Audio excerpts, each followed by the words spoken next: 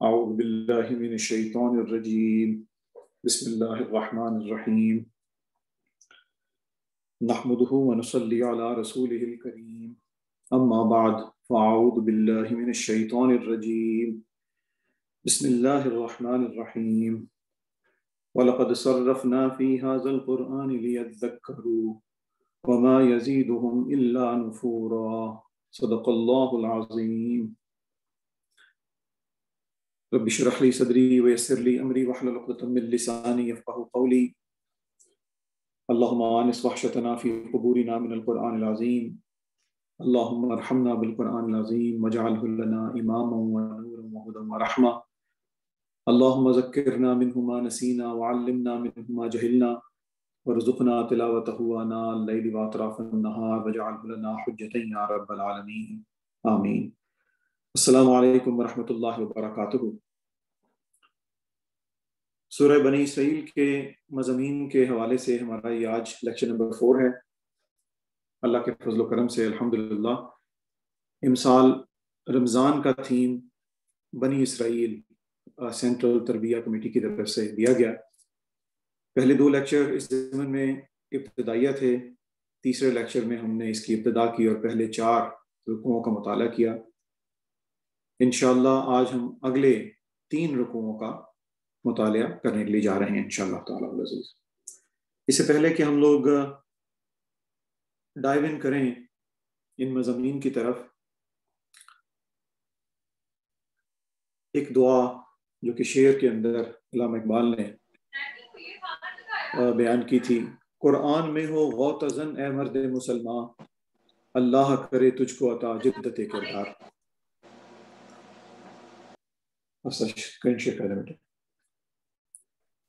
مضامین کے اس حوالے سے جب اس سے پہلے کہ ہم لوگ اس کا مزید ڈیٹیل میں جائیں، میں نے آپ سے ذکر کیا تھا کہ قرآن مجید کے 3 التزامات بڑے اہم ہیں۔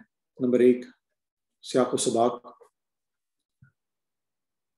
کہ جو شان نزول جو اس صورت کا یا خاص طور پہ اس آیت کا ہے، اس کا سیاق و سباق جاننا بہت ضروری ہے۔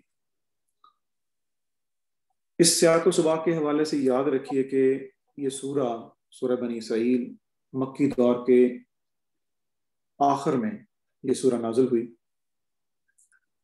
اور اس صورت میں خاص طور پہ مشرکین مکہ کی طرف سے جو ذہنی دباؤ نبی کریم صلی اللہ علیہ وسلم کے اوپر ڈالا جا رہا تھا، جس میں خاص طور پہ انکار قرآن، آپ صلی اللہ علیہ وسلم پہ مختلف قسم کے استہزاء، اور اسی طریقے سے انکار آخرت۔ تو رکوع نمبر 1 کے اندر، یہ رکوع نمبر 5 کے اندر، نیکسٹ سلائیڈ پلیز، اس سلائیڈ کے اندر میں نے تھوڑا سا اوور ویو دینے کی کوشش کی ہے کہ جو کچھ مضامین اب تک ہم لوگ ذکر کر چکے ہیں اور جو مضامین آج ہم لوگ انشاءاللہ کریں گے، تو اس میں رکوع نمبر 5 کے اندر اس میں رویہ کفار کا ذکر کریں گے۔ رکوع نمبر 6 میں کچھ ذہنی تیاری ہے، کیونکہ ہجرت کے بعد واسطہ یہود ہے اور اس کے لیے اللہ سبحانہ وتعالیٰ تمام مومنین کی ذہنی تیاری کروا رہے تھے۔ اور نمبر 7ویں رکوع کے اندر تخلیق آدم اور اس کا نتیجہ۔ انشاءاللہ آج کوشش کریں گے کہ ہم ان 3 رکوعوں کے متعلق تفصیل میں گفتگو کریں۔ Next please. رکوع نمبر 5 میں جو پہلا مضمون ہم لوگ پڑھنے کے لیے جا رہے ہیں وہ ہے انکار قرآن، اور یہ یاد رکھیے کہ ایک پیتھولوجی ہے، اٹس اے کمپلیٹ پیتھولوجی۔ کفار سب سے پہلے جب یہ آیات اللہ تعالیٰ کی نشانیوں کے طور پہ اتر رہی تھیں تو ان کا انکار پہ انکار کیے جا رہے تھے، کیونکہ قرآن کا استدلال بہت مضبوط تھا اور اس کا انکار کرنے کے قابل نہ تھے۔ تو ان کا دوسری سٹیج اس پیتھولوجی کی جب آتی تھی کہ انکار قرآن کے بعد وہ آپ سرکار صلی اللہ علیہ وسلم کا کو نشان تھے، اور یہی سنت تمام اقوام کی رہی ہے کہ جب رسول اپنا پیغام عوام تک پہنچاتے تھے تو عوام استہزاء رسالت میں مبتلا ہو جاتی تھی، اور پھر جب استہزاء کے باوجود بھی اللہ کا پیغام تابڑ توڑ نازل ہو رہا تھا تو ان کے پاس جھلا کے اور اس کے سوا کہنے کے لیے کچھ نہیں تھا کہ وہ منکر آخرت ہو جایا کرتے تھے. تو آئیے انشاءاللہ تعالیٰ عزیز آیات کے اندر جا کے اس کا مطالعہ کرتے ہیں. مجھے کہا گیا تھا کہ اس کی طوالت اس لیکچر کی کتنی ہوگی. میری انشاءاللہ کوشش ہوگی کہ میں اتنے آج کے لیکچر کو انشاءاللہ تعالیٰ عزیز 60 منٹ سے زیادہ کا نہ کروں. دوسرا فارمیٹ جو آج ہم لوگوں نے تھوڑا سا چینج کیا ہے، اس میں سے پہلے کسی ساتھی کے تحت ہمیں کہا گیا تھا کہ اس کو میں آیات کے مطلب مخارج کے متعلق بھی تھوڑا سی مفہوم بیان کروں، لیکن اس کی تفصیل بیان کرنے کا وقت کی قلت کے باعث ہم لوگ اس قابل نہیں ہوں گے کہ ایک ایک آیت کو اس کے مخارج کے ساتھ اس کی پوری تجوید کے ساتھ اس کو ادا کیا جائے. میری کوشش ہوگی کہ جب میں قرآن کی آیت پڑھوں تو انشاءاللہ اسی کے اندر اس کا مقصد حل ہو جائے انشاءاللہ تعالیٰ. آئیے اللہ کے نام سے اس کا آغاز کرتے ہیں. بسم اللہ الرحمن الرحیم. وَلَقَدْ صَرَّفْنَا فِي هَذَا الْقُرْآنِ لِيَذَّكَّرُوا، اور ہم نے پھیر پھیر کر بیان کیا ہے اس قرآن میں اپنی آیات کو تاکہ یہ سبق حاصل کریں.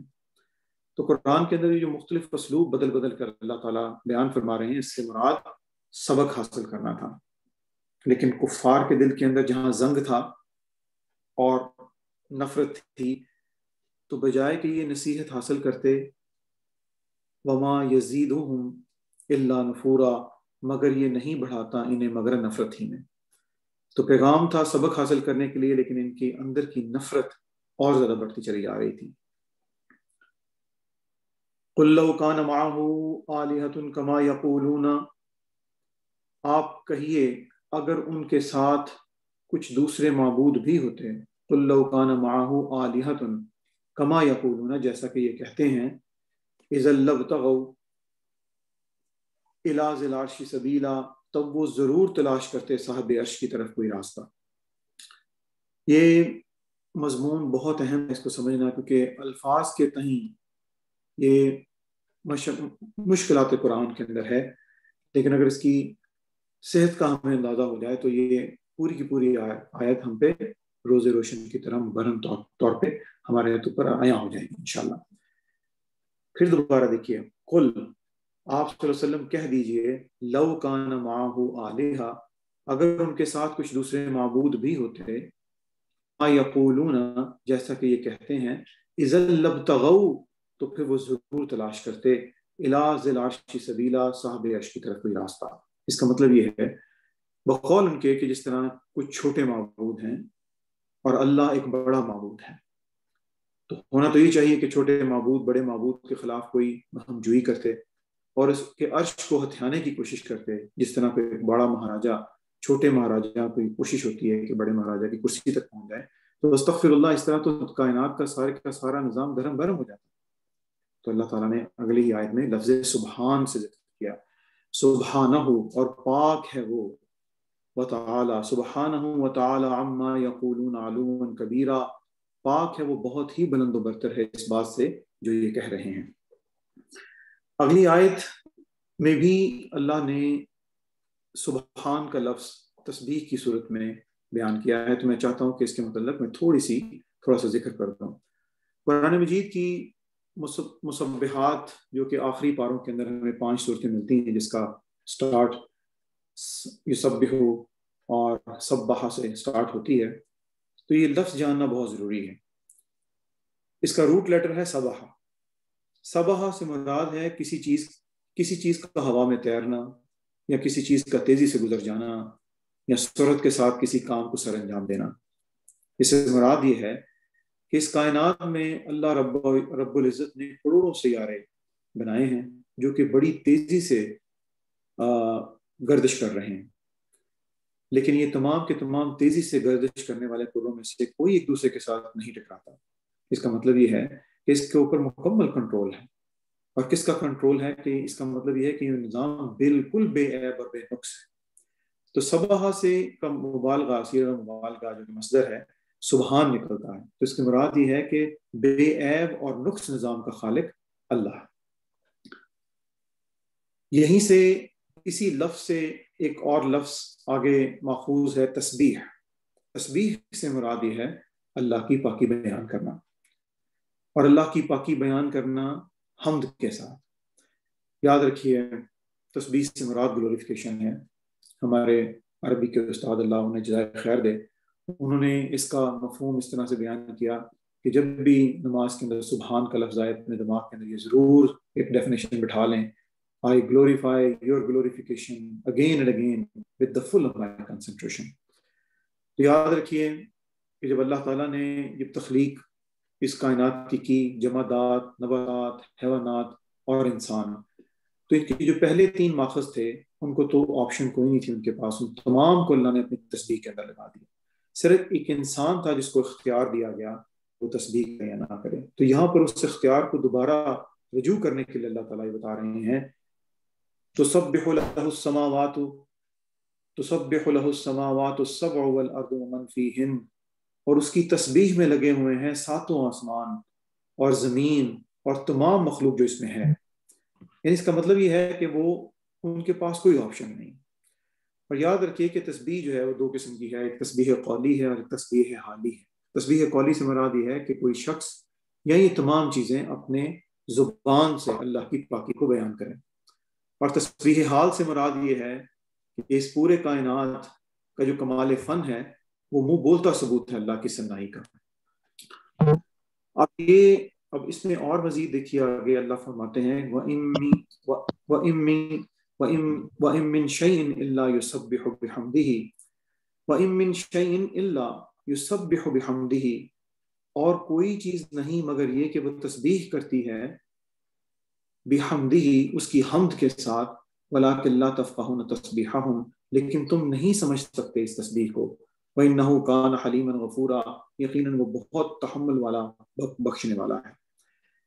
تو یہاں سے جو اللہ نے یہ بات کی ہے لا تفقہون، کہ ہم نہیں سمجھ سکتے، تو اس سے مراد تسبیح قولی. اسی طریقے سے کچھ مفسرین نے اس کی توجیہ میں بیان کیا کہ سورہ حامیم سجدہ میں اللہ فرماتے ہیں قالوا انطقنا اللہ الذی انطق کل شیء، وہ کہیں گے کہ ہمیں اس اللہ نے قوت گویائی عطا کی جس نے ہر چیز کو بولنا سکھایا. تو یہاں سے مراد تسبیح قولی ہے.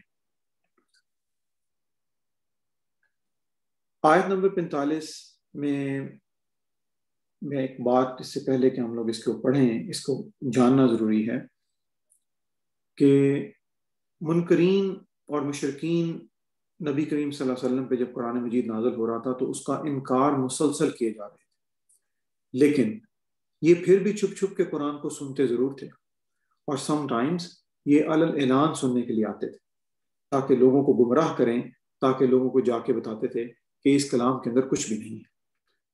تو یاد رکھیے کہ اس کی ایک بنیادی وجہ اللہ اس کے اندر بتا رہے ہیں کہ وہ ایسا کیوں کرتے تھے، کیونکہ ان کا آخرت پہ ایمان نہیں تھا. یاد رکھیے کہ قرآن مجید کا تمام مادہ جس چیز میں گدا ہوا ہے اس کے اندر مادہ آخرت موجود ہے. اگر آپ مادہ آخرت کو اگر کوئی بندہ انکار کر دیتا ہے تو اس کے لیے قرآن کی تمام ہدایت نلیفائی ہوتی ہے. فرمایا وَإِذَا قَرَأْتَ الْقُرْآنَ، اور جب آپ قرآن پڑھتے ہیں جَعَلْنَا بَيْنَكَ وَبَيْنَ الَّذِينَ لَا يُؤْمِنُونَ بِالْآخِرَةِ، تو ہم بنا دیتے ہیں، جعلنا حائل کر دیتے ہیں، پیدا کر دیتے ہیں، بینک آپ کے درمیان، وبین الذین لا یؤمنون بالآخرہ، اور ان کے درمیان جو آخرت پر ایمان نہیں رکھتے، کیا بنا دیتے ہیں؟ حجاب مستورا، ایک مخفی پردہ حائل کر دیتے ہیں. وَإِذَا قَرَأْتَ الْقُرْآنَ جَعَلْنَا بَيْنَكَ وَبَيْنَ الَّذِينَ لَا يُؤْمِنُونَ بِالْآخِرَةِ حِجَابًا مَسْتُورًا، اور جب آپ صلی اللہ علیہ وسلم قرآن پڑھتے ہیں تو ہم آپ کے اور ان لوگوں کے درمیان جو آخرت پر ایمان نہیں رکھتے ایک مخفی پردہ حائل کر دیتے ہیں. اس میں جس طرح ذکر کیا تھا کہ اس پوری سورہ میں قرآن کا لفظ بار بار جا بجا ملے گا. کیوں اللہ تعالیٰ ان کے درمیان پردہ پیدا کر رہے ہیں؟ کیونکہ وہ آخرت پر ایمان نہیں لاتے. آخرت پہ نہ ایمان لانے کی اس کی مین وجہ یہ ہے کہ ان کا مقصود صرف اور صرف زندگی دنیا کی تھی، تو اس لیے ان کے لیے اس پیغام میں کوئی ہدایت موجود نہیں تھی.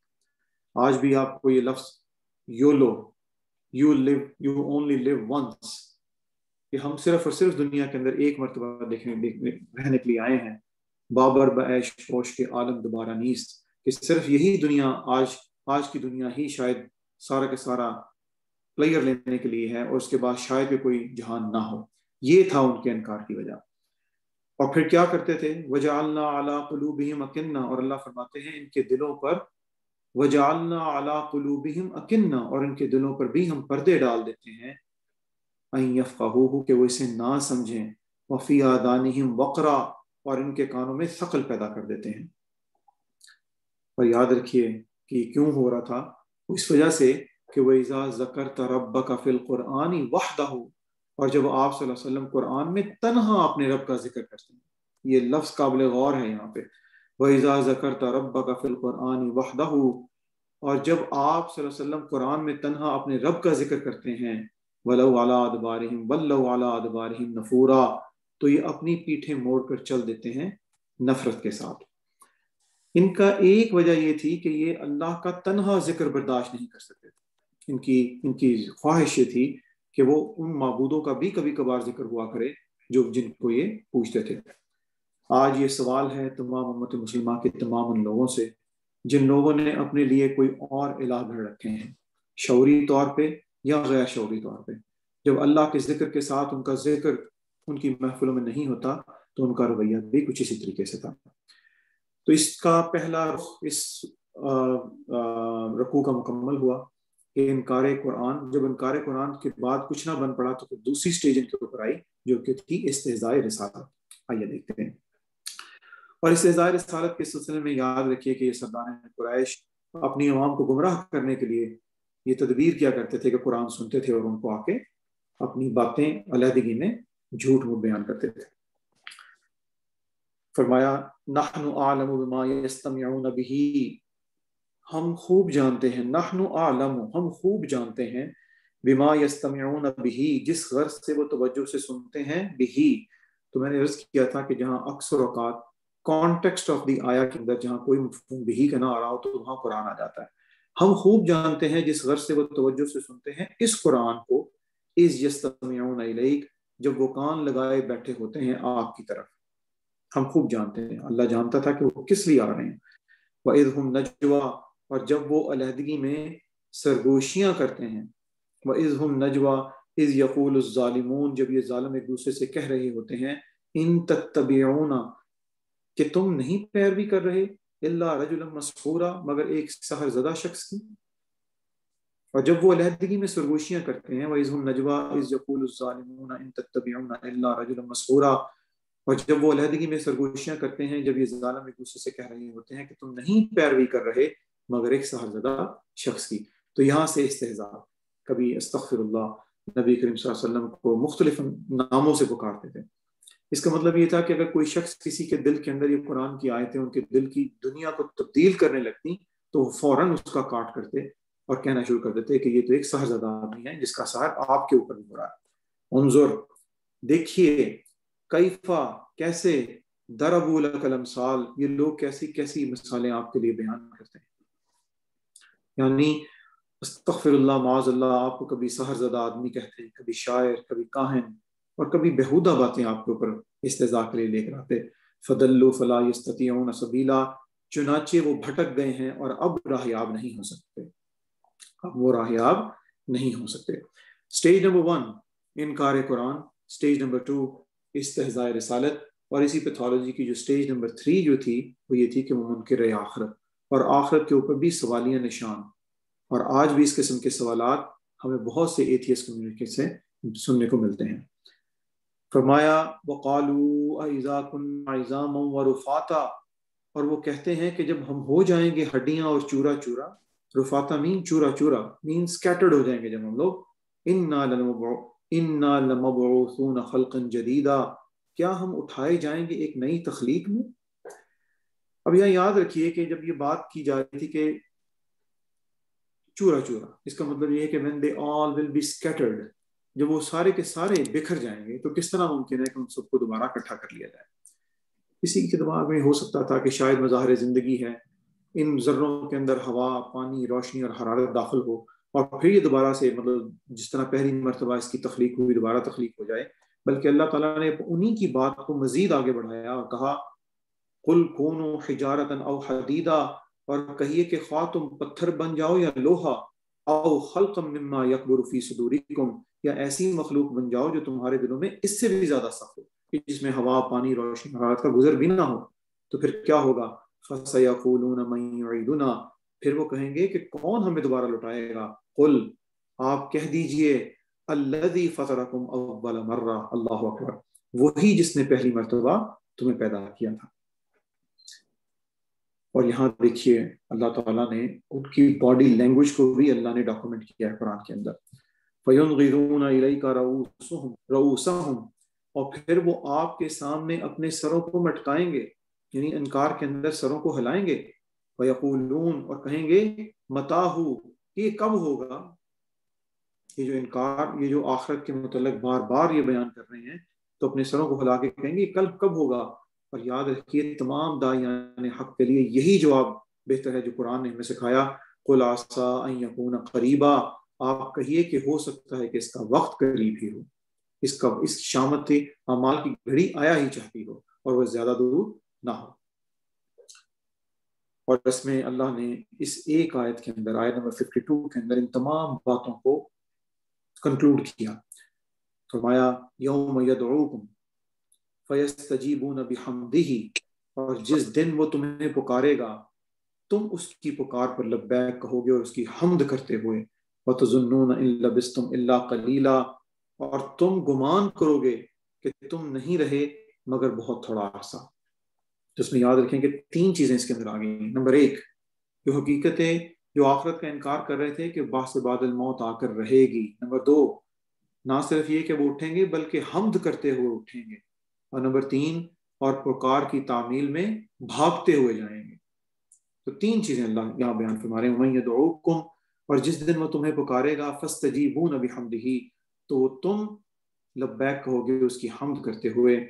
جب وہ گھڑی آئے گی تمہارا خالق، اور جب وہ گھڑی آئے گی تو پھر کیا ہوگا؟ وَتَظُنُّونَ إِن لَبِثْتُمْ إِلَّا قَلِيلًا، تو تم گمان کرو گے کہ تم نہیں رہے مگر تھوڑا سا عرصہ. اب اس زمن میں اگلی، اس سے پہلے کہ ہم لوگ جی آگے کیجیے اور آگے کیجیے.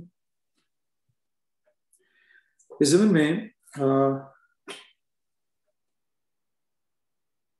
رکوع نمبر 6 میں اس کی بنیادی مرکز جو ہے وہ ہے ذہنی تیاری. جس طرح میں نے آپ کو عرض کیا تھا کہ یہ سورہ مکی دور کی آخری سورہ ہے، اور یہاں پہ اب کلام جو ہے وہ نہ صرف مشرکین کے ساتھ ہوگا بلکہ اہل یہود کے ساتھ بھی کلام ہونے کے لیے جا رہا ہے. تو یہاں پر اللہ تعالیٰ نے 3 چیزیں اس کے اندر میں نے پوائنٹ کے اندر لکھی ہیں. نمبر 1، ایک تعلیم آداب تھے، اور نمبر 2، وہ دیگر الہ تھے جن کے متعلق بات کرتے تھے، اور نمبر 3، معجزے کے متعلق بات ہوگی. جی فرمایا وَقُلْ لِعِبَادِي، اور آپ میرے بندوں سے کہہ دیجئے. بڑا خوبصورت انداز ہے یہاں پر یا ایھا الذین آمنوا نہیں کہا گیا. اس نقطہ کو ذہن نشین کر لیجئے کہ مکی صورتوں میں اہل ایمان کو براہ راست مخاطب نہیں کیا گیا، اور اس قسم کا سلسلہ تخاطب ہمیں انشاءاللہ تحویل قبلہ کے بعد کی صورتوں کے اندر ملتا ہے. تو یہاں فرمایا وَقُلْ لِعِبَادِی، آپ میرے بندوں سے کہہ دیجئے، یقول التی ہی احسن، وہی بات کہیں جو بہت اچھی ہے. اور آج خاص طور پہ داعیان حق ہونے کا دعویٰ کرنے والے تمام افراد کے لیے یہی بات وجہ ہے کہ وہی بات کہیں جو بہت اچھی ہو. اس کا مطلب یہ ہے کہ جب داعیان حق جب کوئی بات لے کے براہ راست عوام کے اندر جائیں گے تو ظاہری بات ہے نکتہ چینی ہوگی، ظاہری بات ہے کہ ان کے سوالات کا بوچھاڑ ہمیں سننی پڑے گی، ظاہری بات ہے کہ صبر کے دامن کے ساتھ ہم لوگوں کو ان کی ساری باتوں کو فیس کرنا ہوگا. لیکن ہمیں وہ بات کہنی ہے جو کہ اچھی ہو.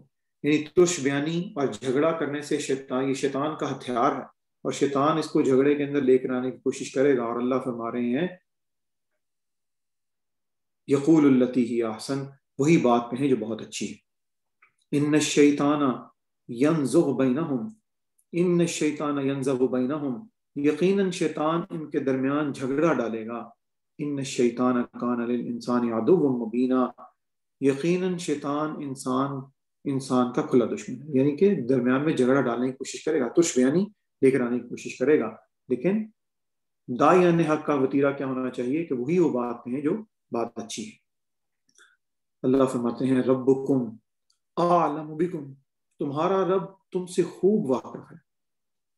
ان یشاء یرحمکم، اگر وہ چاہے گا تو تم پر رحم فرمائے گا. وَإِن یشاء یعذبکم، اور اگر چاہے گا تو تمہیں عذاب میں مبتلا کر دے گا. وَمَا أَرْسَلْنَاكَ عَلَيْهِمْ وَكِيلًا، اور اے نبی صلی اللہ علیہ وسلم ہم نے ان پر آپ کو دروغہ بنا کر نہیں بھیجا. یہ بڑی امپورٹنٹ آیت ہے، یاد رکھیے کہ یہ آیت اسی قسم کی مختلف آیات ہم لوگ دورہ قرآن کے درمیان بارہا پڑھتے ہیں.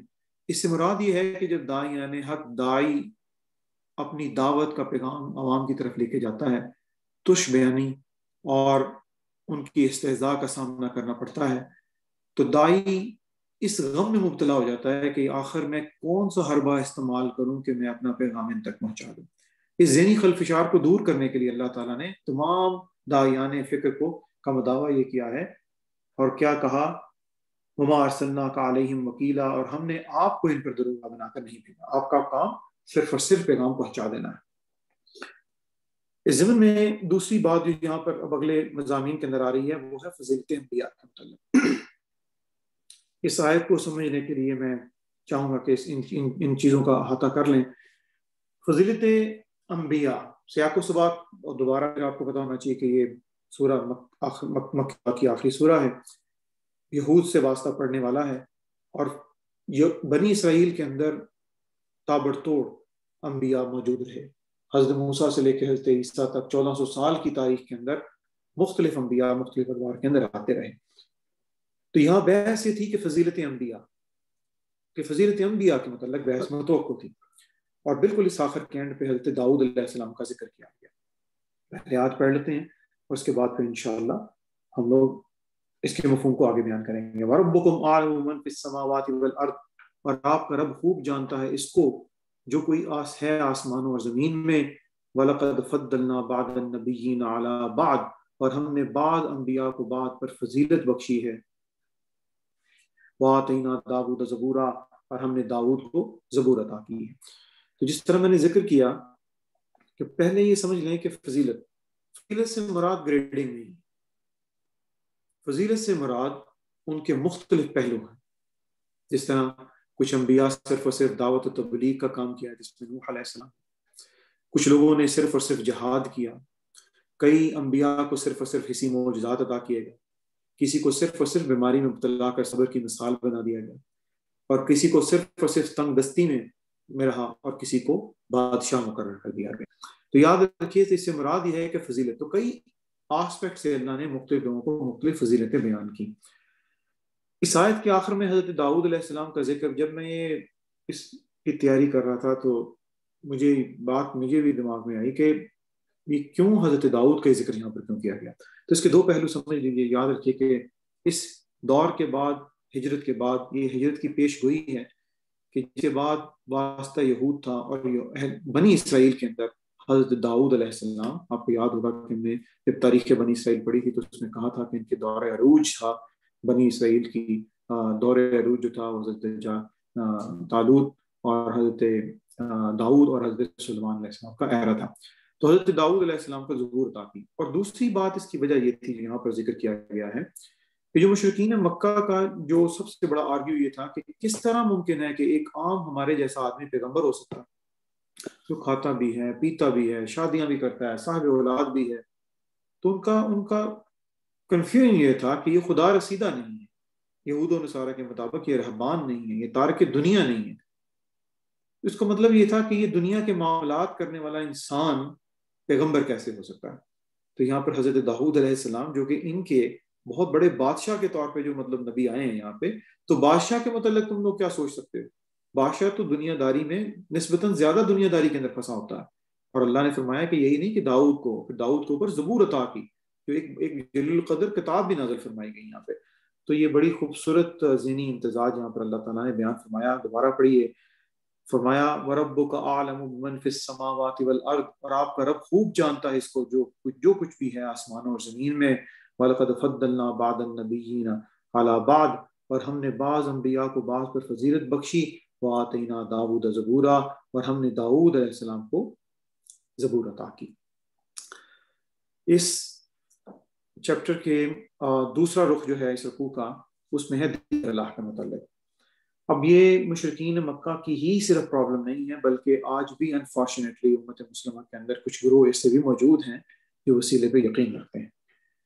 فرمایا قل، کہہ دیجئے، قل ادعوا الذین زعمتم من دونہ، آپ کہہ دیجئے ان کو پکار دیکھو جن کو تم نے اس کے سوا معبود گمان کر رکھا ہے، فلا یملکون کشف الضر، فلا یملکون کشف الضر، نہ تو انہیں کچھ اختیار ہے کہ تم سے کوئی تکلیف دور کرنے کا، ولا تحویلا، اور نہ ہی تمہاری حالت بدلنے کا۔ پکار دیکھو جن کو تم نے اس کے سوا معبود گمان کر رکھا ہے۔ اور یہ آیت میں فرمایا اللہ نے اولئک الذین یدعون، جو وہ لوگ جنہیں یہ پکارتے ہیں، اولئک الذین یدعون، وہ لوگ جنہیں یہ پکارتے ہیں، یبتغون الی ربہم الوسیلۃ ایہم اقرب، وہ لوگ جنہیں یہ پکارتے ہیں خود اپنے رب کے، وہ خود اپنے رب کے متلاشی ہیں، وسیلہ متلاشی ہیں کہ ان میں سے کون ان سے زیادہ قریب ہے۔ یعنی اس سے مراد یہ ہے کہ وہ صرف اور صرف یہ جو بت انہوں نے جو تراش رکھے تھے، وہ انہوں نے اپنے پرانے انبیاء، اولیاء اور فرشتے اور اس قسم کے داعیان حق کی تصویریں انہوں نے کندہ کر رکھی تھیں۔ اور آج بھی انفارچونیٹلی بہت سے مسلمانوں کی حالت یہی ہے کہ انبیاء، اولیاء اور فرشتوں کو پکارا جاتا ہے۔ اللہ فرماتے ہیں اولئک الذین یدعون یبتغون الی ربہم الوسیلۃ ایہم اقرب، یہ وہ لوگ جنہیں یہ پکارتے ہیں وہ تو خود اپنے رب کے قرب کے متلاشی ہیں، اور ان میں سے کون ان کے زیادہ قریب ہیں۔ وَيَرْجُونَ، اور وہ امیدوار ہیں، رحمتہ، اس کی رحمت کے، وَيَخَافُونَ عَذَابَهُ، وہ ڈرتے رہتے ہیں اس کے عذاب سے، ان عذاب ربک کان محذورا، واقعتاً آپ کے رب کا عذاب چیز ہی ڈرانے والی ہے۔ اللہ اکبر۔ یہ آیت جس کے متعلق ہم بات کرنے جا رہے ہیں، یہ بہت بڑی، یہ وہ ہے ملحمۃ العظمیٰ، قیامت سے قبل ایک شدید تباہی آنے والی۔ میں نے اپنے اکثر لیکچرز کے اندر تفہیم السنہ کے متعلق میں نے آپ سے ذکر کیا ہے، کیلانی صاحب کی یہ 20 کتب ہیں، جن میں خاص طور پہ کتب نمبر 19 اور 20 جس میں قرب قیامت کی نشانیاں اور منظر قیامت پڑھنے کے لائق ہے، اور ان کتابوں کے اندر خاص طور پہ تمام کی تمام صحیح احادیث کے متعلق ان کا ذکر کیا گیا ہے۔ تو یاد رکھیے قرب قیامت سے پہلے ایک بہت بڑی تباہی آنے والی ہے۔ اس کو حدیث کے ذریعے اس کو نام دیا گیا الملحمۃ العظمیٰ۔ جو لوگ بائبل سے متعلق ہیں وہ اس کو آرمیگڈون کہتے ہیں، اور کیا پتہ شاید یہی ایک لاسٹ اٹامک وار ہو۔ اللہ فرماتے ہیں وَإِن مِّن قَرْيَةٍ إِلَّا نَحْنُ مُهْلِكُوهَا، اور نہیں ہے کوئی بستی مگر ہم اسے ہلاک کر کے رہیں قبل یوم القیامتی، روز قیامت سے قبل، او معذبوها، اور یہاں عذاب دیے عذابا شدیدا، اسے بہت ہی شدید عذاب، کان ذالک فی الکتاب مستورا، اور یہ اللہ کی کتاب میں لکھا ہوا ہے، یعنی کہ یہ طے شدہ ہے۔ اور اسی رکوع کا جو تیسرا رخ تھا وہ تھا حسی معجزات کی طرف، وہ معجزوں کے طلبگار تھے۔ فرمایا وما منعنا ان نرسل بآیاتی، اور ہمیں نہیں روکا کسی اور بات نے کہ ہم نشانیاں بھیجیں، وما منعنا ان نرسل بآیاتی، اور ہمیں نہیں روکا کسی اور بات نے کہ ہم نشانیاں بھیجیں، الا سوائے اس کے ان کذب بها الاولون، کہ ان کے اس کے سوا کہ ان کو جھٹلا دیا تھا پہلے لوگوں۔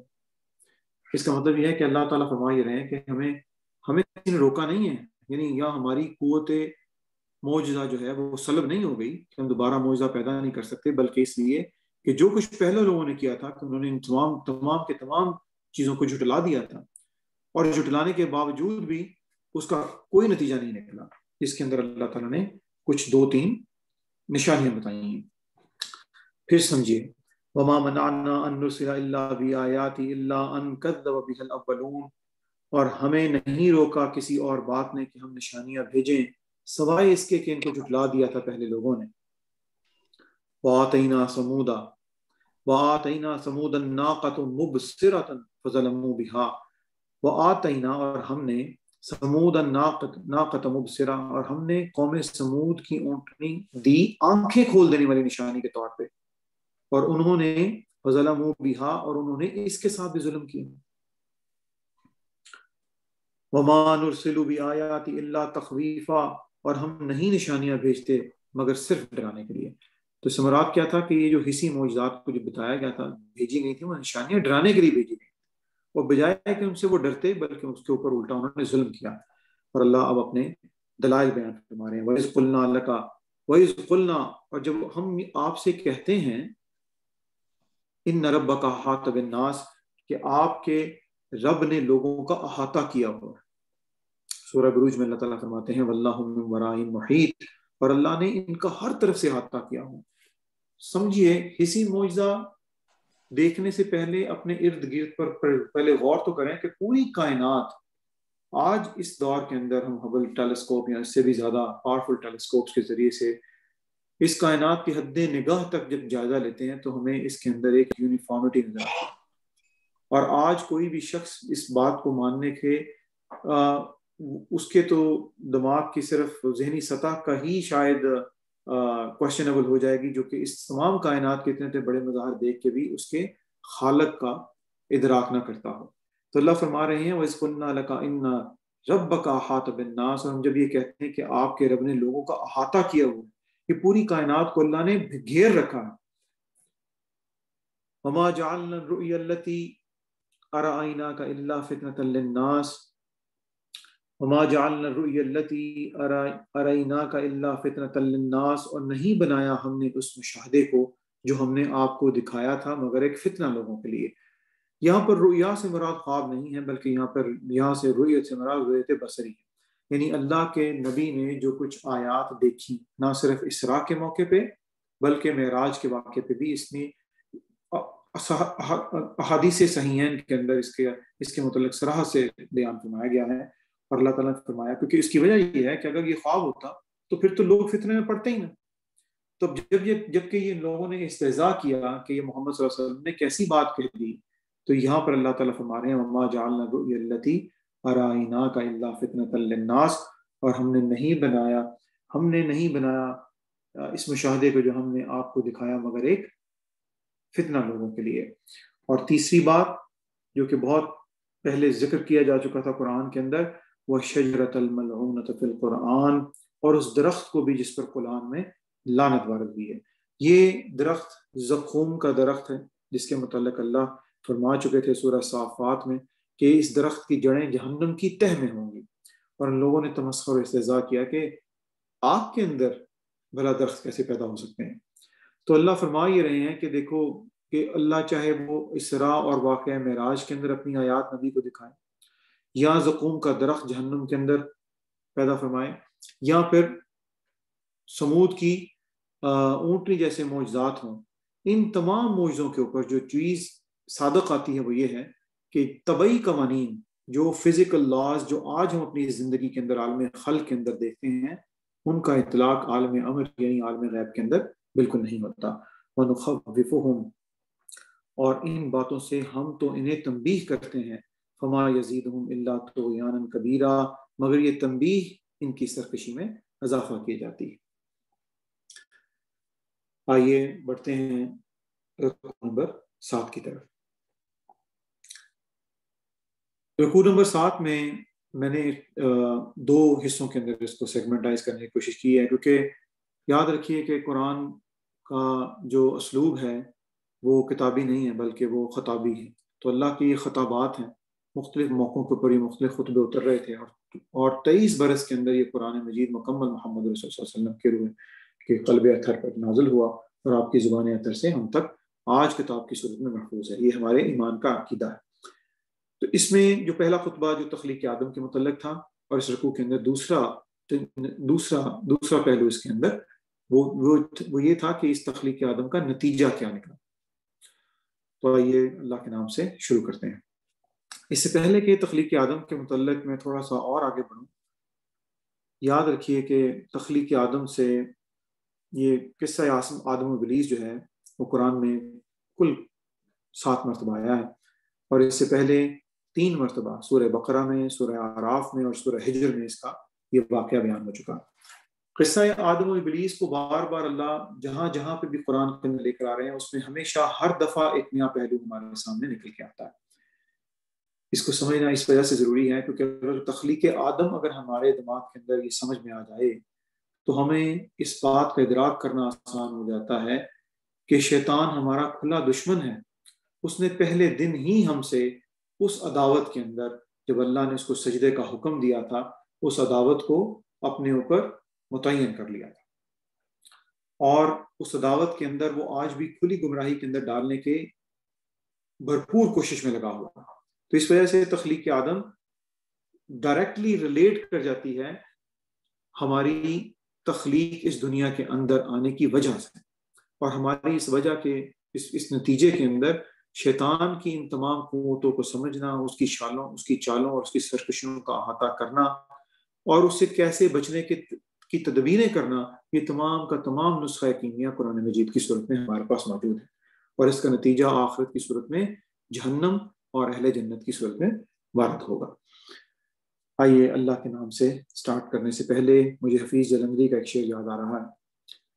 سرکشی نے کر دیے دھندلے نقوش بندگی، سرکشی نے کر دیے دھندلے نقوش بندگی، آؤ سجدے میں گریں لوح جبیں تازہ کریں۔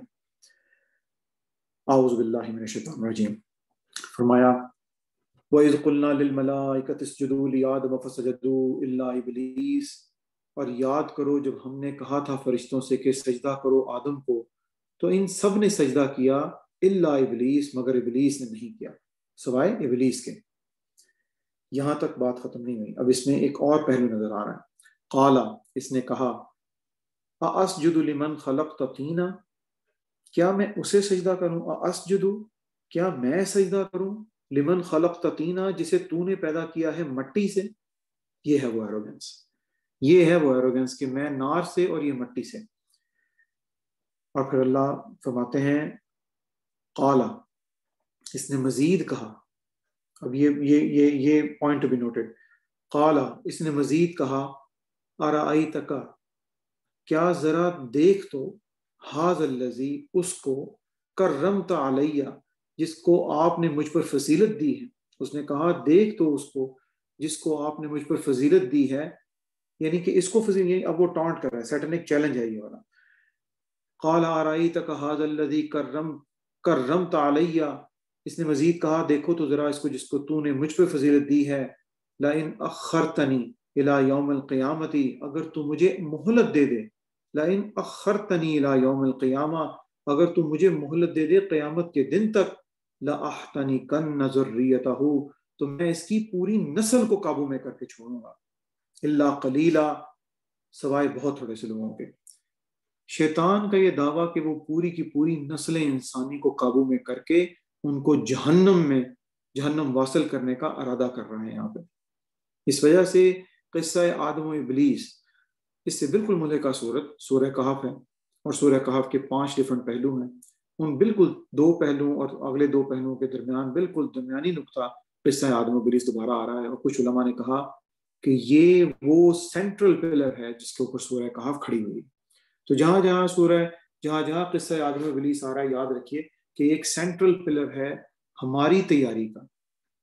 دوبارہ سنیے کہ اس نے کیا چیلنج کیا۔ قال ارائیتک ھذا الذی کرمت علیہ لئن اخرتنی الی یوم القیامۃ لَأَحْتَنِكَنَّ ذُرِّيَّتَهُ إِلَّا قَلِيلًا، اور اس نے کہا کہ اگر دیکھ تو ذرا اس کو جس کو تو نے مجھ پر فضیلت دی ہے، اگر تو مجھے مہلت دے دے قیامت تک، تو میں اپنی پوری نسل کو، اس کی پوری نسل کو قابو میں لا کے چھوڑوں گا، سوائے بہت تھوڑے سے لوگوں کے۔ قال اذهب، اللہ یہاں پہ ناراضگی خداوندی، قال اذهب، اللہ نے کہا چلے جاؤ، نکل جاؤ، دفع ہو جاؤ۔ مختلف قسم کی مفسرین نے اس کے مطالب لکھے ہیں۔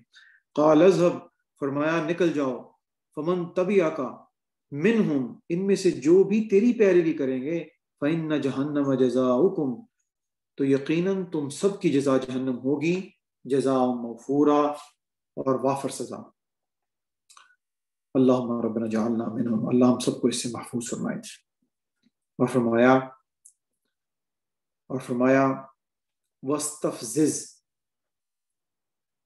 اور تو پھسلا لے، من استطاعت، جس پر تیرا بس چلتا ہے، منہم، ان میں سے، بصوتک، اپنی آواز سے، وستفزز من استطاعت منہم بصوتک، اور تو پھسلا لے جس پر تیرا بس چلتا ہے ان میں سے اپنی آواز سے۔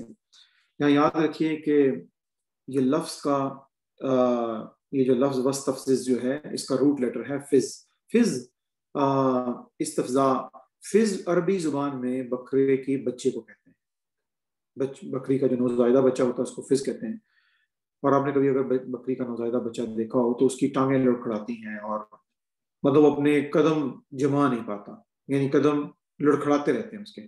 تو یہاں سے اللہ تعالیٰ نے اس کا لفظ استعمال کیا، تو پھسلا لے، یعنی کہ اس کے قدم ڈگمگا لے جس پہ بھی تیرا بس چلتا ہے، تو پھسلا لے جس پہ تیرا بس چلتا ہے ان میں سے بصوتک، اپنی آواز سے۔ یہ مشکلات قرآن میں سے ہے، اپنی آواز سے۔ مختلف مفسرین نے مختلف چیزوں کو اس کیٹیگری کے اندر انہوں نے ڈاکومنٹ کیا ہے، لیکن میں ابن عباس کی تفسیر کے مطابق میں آپ کو کیا بتانا چاہوں گا کہ ابن عباس نے اس سے مراد تمام موسیقی اور آلات موسیقی اس کو کہا گیا ہے کہ تو پھسلا لے جس پر تیرا بس چلتا ہے ان میں سے اپنی آواز سے، واجلب علیہم، اور چڑھا لا ان پر، بخیلی کا، اپنے سواروں، ورجیلی کا، اور اپنے پیادوں کو، وشارکہم فی الاموالی، اور شریک بنا ان کے مالوں میں سے، شریک بن جا ان کے مالوں میں، والاولادی، اور اولاد میں، وعدہم، اور وعدہ کر، وما یعدہم الشیطان الا غرورا، اور نہیں وعدہ کرتا ان سے شیطان مگر دھوکے کا۔ تو اللہ نے اس تمام آیات کے اندر اس کو کھلی چھٹی دی کہ you do whatever you want to do, you can do whatever you want to do۔ اور اللہ فرماتے ہیں ان عبادی لیس لک، ان عبادی لیس لک علیہم سلطان، یقیناً میرے بندوں پر تجھے کوئی اختیار نہیں ہوگا۔ اسی سلسلے میں جو دوسرا پہلو ہے اس رکوع کا، ٹائم کی قلت کے باعث میں کوشش کروں گا کہ اس بحث کو میں جلدی میں بیٹوں انشاءاللہ۔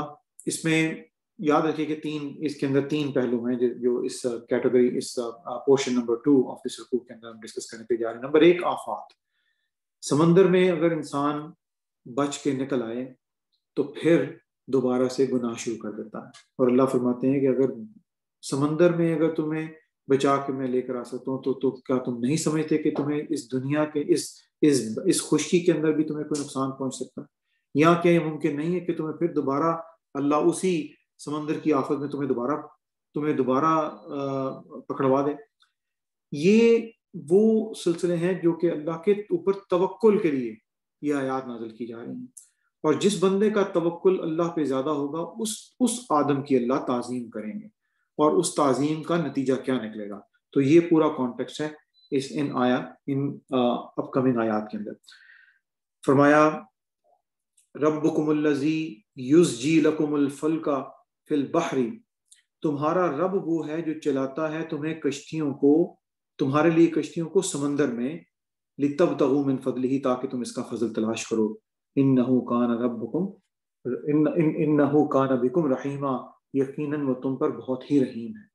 تو یہاں پر پورا شمیدس لا، اس کے اندر اچھال کی قوت اللہ بیان فرما رہے ہیں، ایک سائنٹیفک پہلو بھی اس کے اندر آ گیا ہے۔ تمہارا رب وہی ہے جو چلاتا ہے تمہارے لیے کشتیوں کو سمندر میں تاکہ تم اس کا فضل تلاش کرو، انہ کان بکم رحیما، یقیناً تم پر بہت ہی رحیم ہے، وَإِذَا مَسَّكُمُ الضُّرُّ فِي الْبَحْرِ، اور جب تمہیں کوئی تکلیف پہنچتی ہے سمندر میں، جب کسی طوفان میں گر جاتی ہے اور موت سامنے آنے نظر شروع ہو جاتی ہے، یعنی کہ جب تمہیں کوئی تکلیف پہنچتی ہے سمندر میں، دَلَّ مَن تَدْعُونَ إِلَّا إِيَّاهُ، گم ہو جاتے ہیں وہ سب جنہیں تم پکارتے ہو سوائے اس کے ایک اللہ کے، یعنی وہ تمام الہ گم ہو جاتے ہیں جو اللہ سوائے اس کے جو اللہ کے۔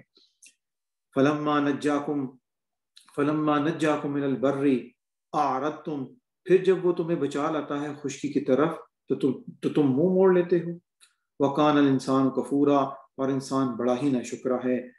أَفَأَمِنْتُمْ أَن يَخْسِفَ بِكُمْ جانب البر، کیا تم اس بات سے بے خوف ہو گئے ہو کہ وہ دھنسا دے تمہیں کہیں خشکی میں؟ اب سمندر سے تو نکل کے آگے، کیا اس بات سے بے خوف ہو گئے کہ اللہ کوئی سنک ہول ڈال دے؟ اور پھر فرمایا او یرسل علیکم حاصبا، یا پھر تم پر بھیج دے کنکر برسانے والی تیز ہوا، ثم لا تجدوا لکم وکیلا، پھر تم نہ پاؤ گے اپنے لیے کوئی بچانے والا۔ آمنتم ان یعیدکم فیہ تارۃ اخری ام امنتم ان یعیدکم فیہ تارۃ اخری، کہ تم بے خوف ہو گئے ہو اس سے کہ وہ پھیر لیے جائیں تمہیں اس سمندر میں سے دوسری مرتبہ، ام امنتم ان یعیدکم فیہ تارۃ اخری، یا تم بے خوف ہو گئے ہو اس سے کہ وہ پھیر لیے جائیں تمہیں اس سمندر میں دوسری مرتبہ، فیرسل علیکم قاصفا من الریح، پھر بھیج دے تم پر وہ ہوا کا زوردار جھکڑ، فیغفرکم بما کفرتم فیغرقکم بما کفرتم، سو تمہیں غرق کر دے تمہارے کفر کی پاداش میں، فیغرقکم بما کفرتم، سو تمہیں غرق کر دے تمہارے کفر کی پاداش میں، ثم لا تجدوا لکم علینا بہ تبیعا، اور تم نہ پاؤ اپنے لیے ہمارے خلاف اس کی وجہ سے کوئی تعاقب کرنے والا۔ اللہ نے تمام آفات کے بعد اللہ فرما رہے ہیں کہ جس کا توکل ہوا اس کے لیے اللہ نے کیا فرمایا؟ توکل کے اللہ فرما رہے ہیں وَلَقَدْ كَرَّمْنَا بَنِي آدم، اور ہم نے بڑی عزت بخشی ہے اولاد آدم کو۔ اللہ اکبر۔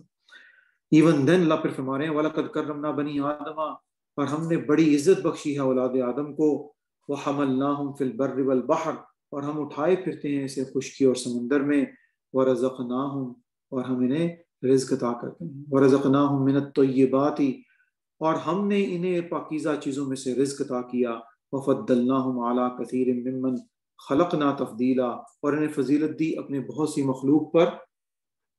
مخلوق پر بہت بڑی فضیلت۔ اللہ اکبر۔ ان آیات کے متعلق بہت کچھ کہنے کو ہے، وقت کی قلت کے باعث میں اپنے صرف اس کی ٹرانسلیشن پہ اکتفا کروں گا انشاءاللہ۔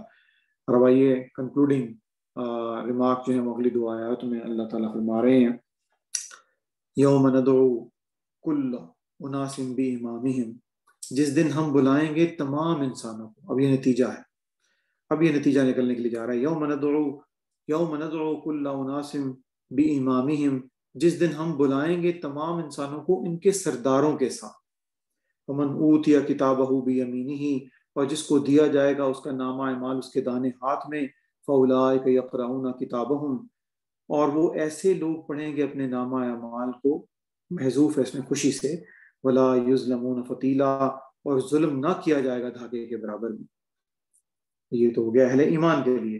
اور جنہوں نے انکار کیا، ومن کان فی ہذہ اعمی، اور جو کوئی اس دنیا میں اندھا رہا، فہو فی الآخرۃ اعمی، اور آخرت میں بھی وہ اندھا ہوگا، واضل سبیلا، اور راہ راست سے بہت دور بھٹکا ہوا۔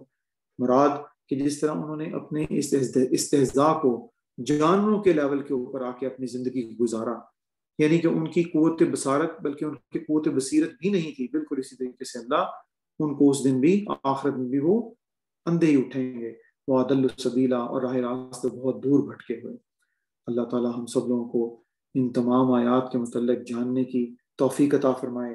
اللہ تعالیٰ ہم سب لوگوں کو اس رمضان میں قرآن مجید کو بار بار پڑھنے، اس کو سمجھنے، اس پہ عمل کرنے، اس کو یاد کرنے اور آگے پھیلانے کی توفیق عطا فرمائے۔ اور اللہ تعالیٰ نے آخری آیت کے اندر جو اہل جہنم کا ذکر کیا، اللہ تعالیٰ ہم سب لوگوں کو اس سے محفوظ کر لیں۔ آج کے لیے انشاءاللہ اتنا ہی کافی ہے۔ میں یہیں پہ اپنے اس لیکچر کو انشاءاللہ آج موقوف کرتے ہیں۔ لا یکلف اللہ نفسا الا وسعها لها ما کسبت وعلیہا ما اکتسبت ربنا لا تؤاخذنا ان نسینا واخطانا ربنا ولا تحمل علينا إصرا كما حملته على الذين من قبلنا ربنا ولا تحملنا ما لا طاقة لنا به واعف عنا واغفر لنا وارحمنا أنت مولانا فانصرنا على القوم الكافرين آمين اللهم يا رب العالمين۔ السلام علیکم ورحمۃ اللہ وبرکاتہ۔